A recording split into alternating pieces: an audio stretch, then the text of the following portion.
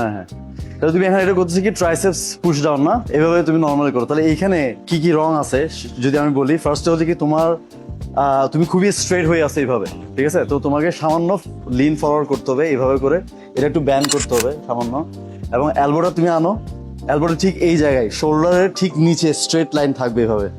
হ্যাঁ, বেশি সামনে যাবে না এইভাবে, আবার বেশি এদিকে পেছনেও যাবে না, মানে একদম স্ট্রেট লাইন থাকবে।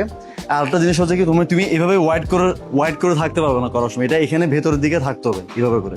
শোল্ডার বেড এই যে তোমারটা উপরে উঠে গেছে না, এই জিনিসটা তোমাকে নিচে নামাতে হবে, এই রিল্যাক্স এখানে নিচে নামাতে হবে, এখানে রিল্যাক্স থাকবে। এই ট্রাইসেপস যেটা আছে এটাতে ফোকাস করে নিচে প্রেস পুশ করতে হবে, এখানে এইভাবে পুশ করো। হ্যাঁ, এখানে একটু থাকতে হবে এইভাবে, this is call isometric hold. তাহলে এই এখন তুমি এখানে ফিল করতেছি না এই জায়গাটা, এবং তুমি আস্তে আস্তে ফেরত আসো উপরে, এতটুকুই, বেশি উপরে ওঠার দরকার নাই, এতটুকু 90 ডিগ্রি অ্যাঙ্গেল আমরা থাকবে বাইসেপসের সাথে, এবং পুশ করো তাড়াতাড়ি, এবং আস্তে আস্তে তুমি উঠো, push again, hold here 1 second, আস্তে আস্তে ব্যাক করো।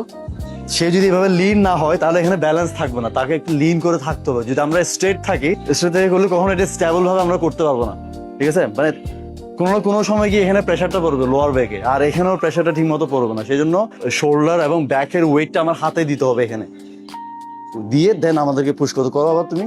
হ্যাঁ, পুশ করতে হবে, হ্যাঁ, এবং আস্তে আস্তে এখানে উপরে উঠতে হবে, পুশ।